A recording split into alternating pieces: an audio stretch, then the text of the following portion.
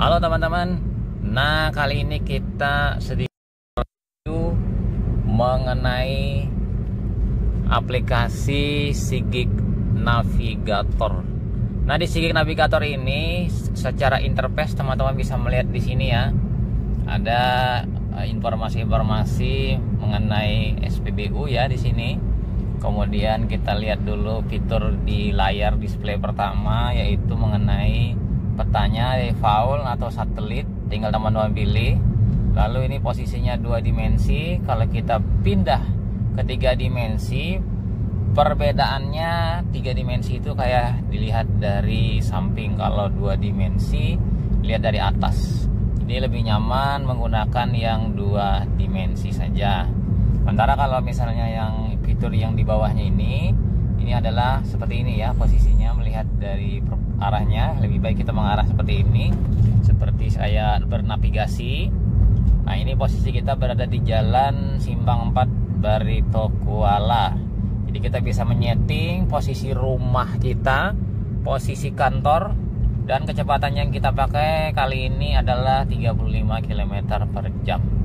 Nah, fitur-fiturnya yang penting di sini adalah fitur pencarian. Tapi sebelumnya kita melihat fitur di bagian atasnya. Nah, untuk fitur bagian atas ini seperti ini ya, ada profil, kemudian daftar. Nah, ini aplikasinya saya dapat sudah dalam kondisi premium atau istilahnya sudah kena crack mungkin ya, sehingga sudah bisa premium. Oke, kita lihat dulu secara fitur-fiturnya. Yang perlu teman-teman cari adalah pertama peta down offline.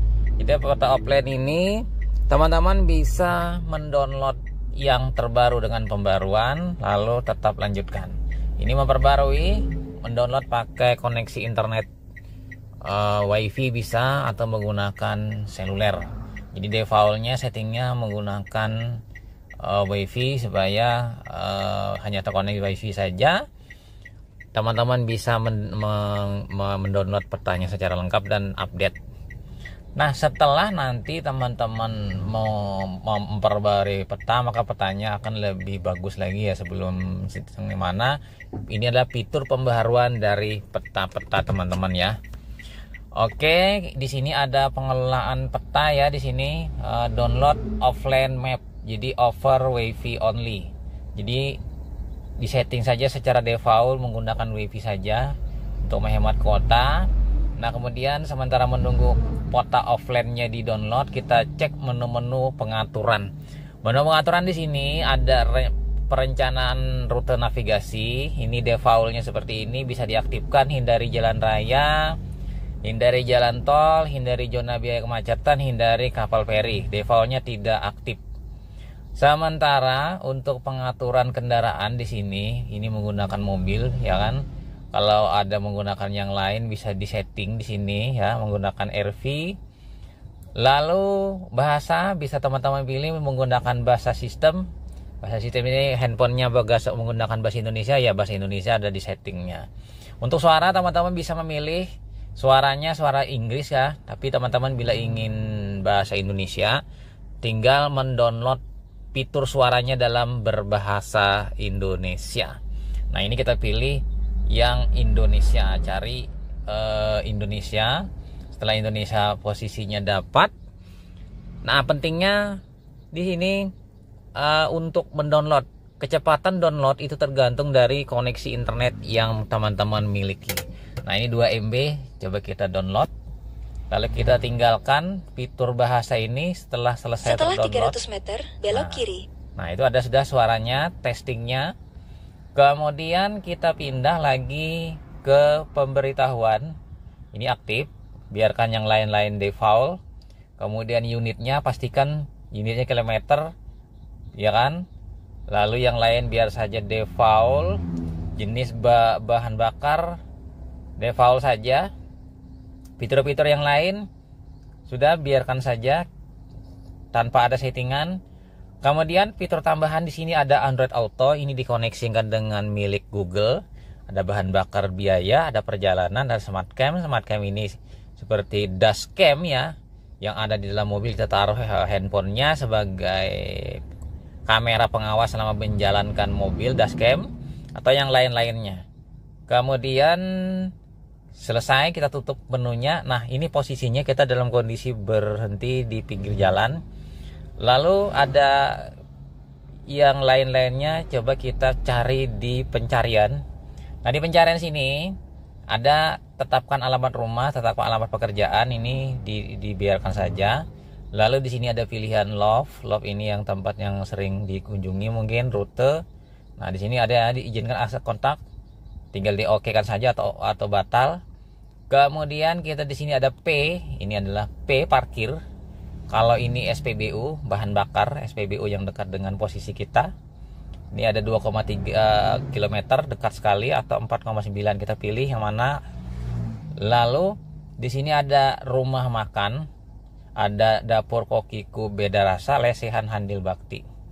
Nah, lalu untuk advance menu total semuanya yang ada tempat terdekat itu ada charging station, kemudian belanja, akomodasi, tempat wisata, transportasi, bank, ATM, darurat, olahraga, sampai dengan vehicle service. Ini apabila menggunakan vehicle kan listrik nih. Lalu di menu pencarian alamat, koordinat, tinggal masukkan di sini. Contohnya kita masuk ke rumah sakit RS ya, tambah J misalnya, rumah sakit jiwa. Nah, di sini ada. Kita ketik di sini, ada tidak sambang pencarian? Tidak ada, ketemu, padahal ada sini rumah sakit. Atau kita pilih di situ misalnya rumah sakit RSUD. Nah, RSUD yang paling dekat dengan kita di sini RSUD Marabahan, RSUD Ulin, kemudian dari RSUD Jaleha, RSUD Banjarbaru. Jadi di sini RSUD yang dekat dengan posisi kita. Nah, ini tinggal kita misalnya anggap kita masukkan di sini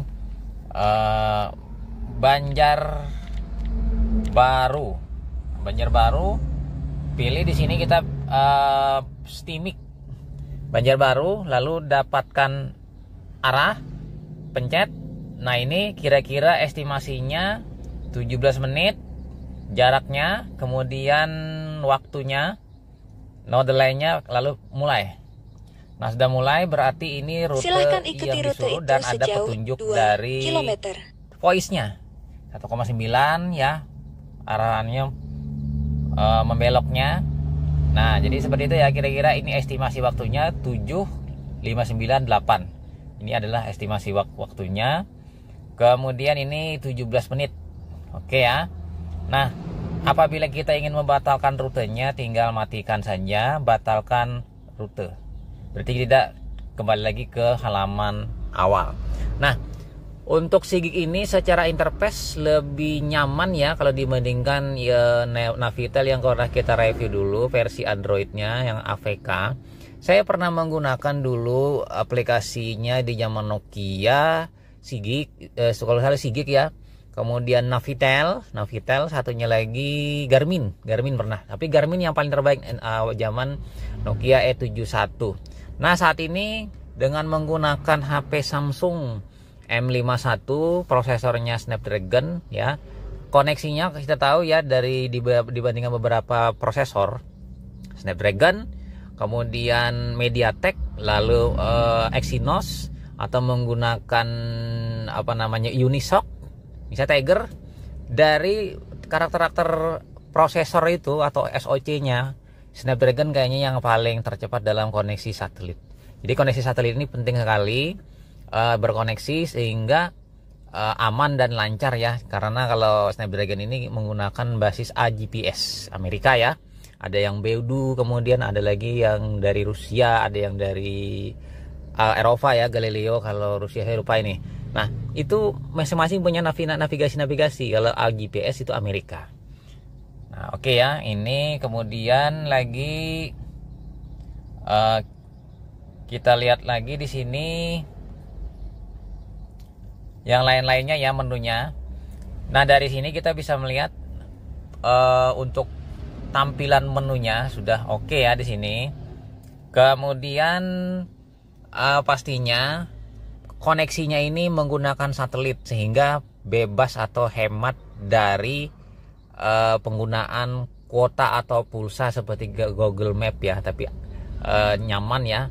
Dan pastinya dibandingkan dari beberapa navigasi yang lainnya, ini interface-nya lebih bagus dibandingkan Navitel ya, tapi Navitel itu lebih sedikit komplit ya dibandingkan Sigik ya.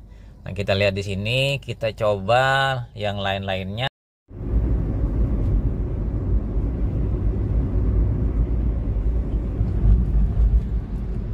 Oke ya teman-teman, kita lihat di sini, kita men-searching coba bernavigasi ke RSUD Banjarbaru. Nah, seperti ini kira-kira navigasinya. 21 km keluar, lalu di situ Barito Kuala.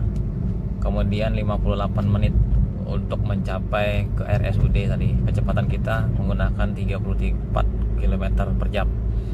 Ada SPBU ya. Jadi apabila kita bernavigasi, maka di sebelah kiri kita ada gambar SPBU yang akan kita lewati atau kita singgahi nanti kalau memang ada. Jadi silahkan ikuti rute itu sejauh 21 km.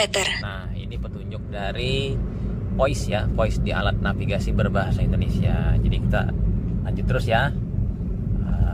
21 km. Oke.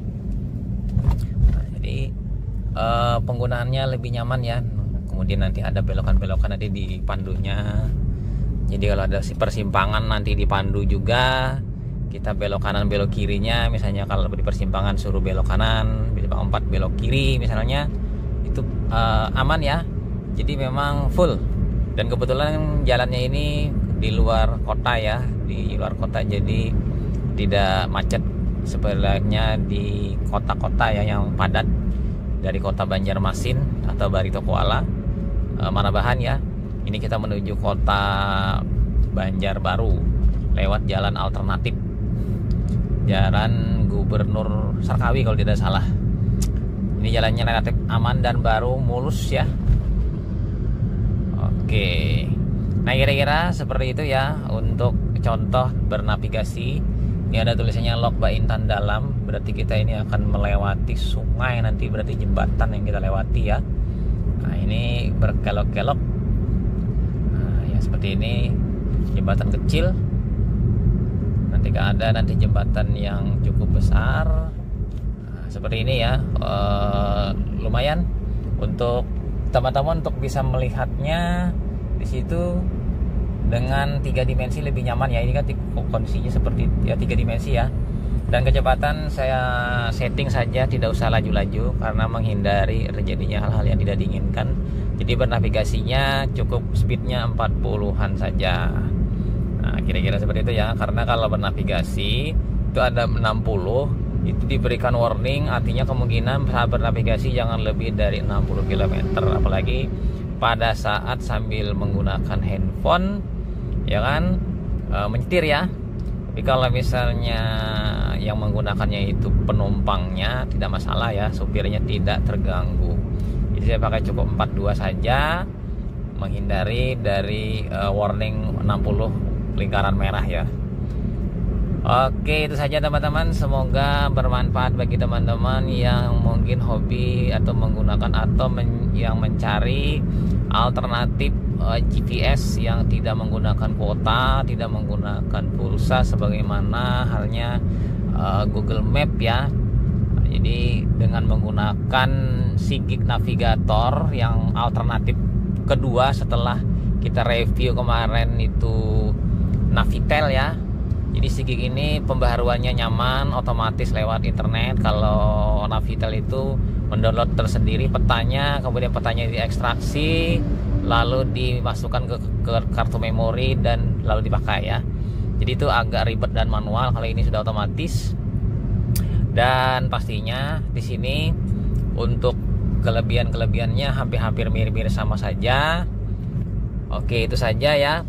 Dan pastinya ya, selagi masih baterainya ada atau full atau misalnya memadai, plus ditambah dengan koneksi ke satelit. Biasanya satelitnya koneksinya ada sekitar minimal ada 4 ya sampai dengan 10. Itu sudah memadai untuk bernavigasi ya, dari berbagai satelit. Latitude-nya ada, altitude-nya ya.